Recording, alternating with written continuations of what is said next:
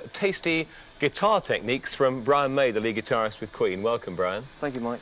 First of all, let me ask you, where did this amazing guitar come from? Because it doesn't look like a shop guitar to me. No, I made it myself about 10 years ago, in fact, when I was at school, just showing how old I am, with my father. And it was made with some special ideas in mind to get the effects that I wanted.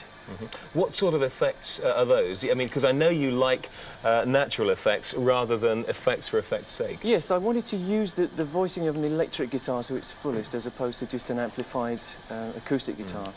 And a lot of things were built with that in mind. It was built to have a lot of sustain. So normally, if you play a guitar without much amplification, it'll just go, just does that kind of thing. If you turn it up, and the body is built right so that you get acoustic feedback, it'll sustain for quite a long time, like this. In fact, if I was standing near the amplifier, you would sustain longer.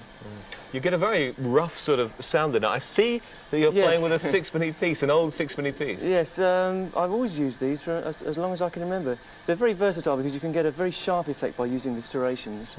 And you get a complete contact with the string because every little touch you can feel with your fingers. And you can also use them straight, in which case they make quite a mellow sound. So the mellow sound would be like this. Whereas if you turn it sideways, it'll go...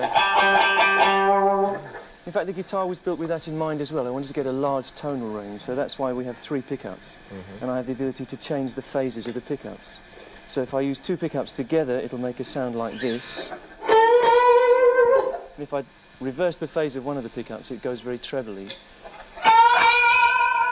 Like this. And you can, I notice you're bending the notes quite a long way. You've got your strings very, very slack, it seems. Yes, I do work with slack strings. Not as... there are limits to how slack you can have them because, as you were saying earlier, you get to the point where you can't play chords in tune. But I like them fairly slack so that you can push them up a long way, because that's a very important thing about an electric guitar. So how high can you push those? These will go up about a fifth. This particular string will go up a fifth or so. This is...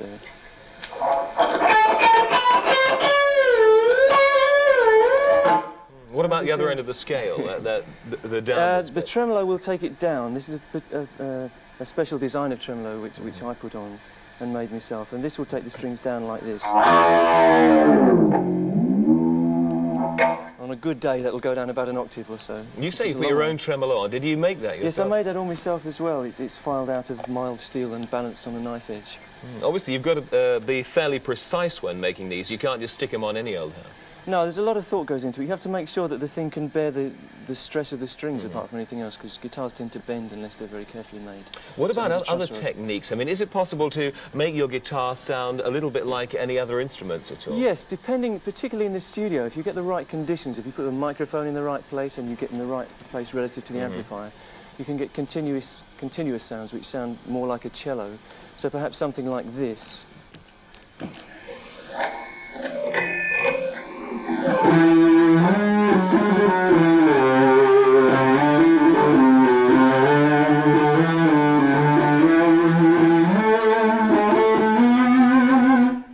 And the conditions aren't perfect, but that's the kind of continuous thing you can do. Cellists beware.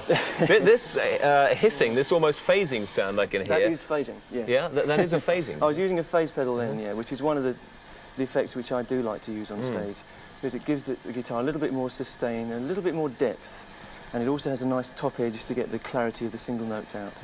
The other effect I use, which you're probably going to ask me about, is the Echoplex, which is in fact a modified Echoplex, and it gives me, instead of an echo effect, it gives me a single repeat effect. So I can play a phrase and it'll come back at me, and I can play another phrase on top which can be in harmony or in counterpoint, or I can play a chord once and then play a lead on top of it. So it's like building bricks, you just build up. Exactly, yes, you can build up things. And it needs a lot of care, it needs a bit of playing around with to know the things which work and the things which don't, because you can get in a terrible mess if you play the wrong things. I can imagine. Obviously. Well, Brian, it's been great to come along. Sorry we haven't got any more time, and it's been great to show you to show us some techniques. Maybe we could go out with you playing Frère Jacques or some such thing that you can build up and show us how the Echoplex works. Okay, this is the Frère Jacques thing that you mentioned can be done with just one repeat, and you play the phrase and it'll come back, so you'll see this. Basically, I play a note and it comes back, okay. So I can play this phrase that goes...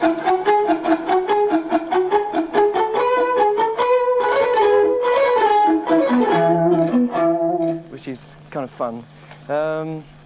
The full effect is to use, as I do, the other repeat as well, so I can build up 3-part harmonies, and that goes like this.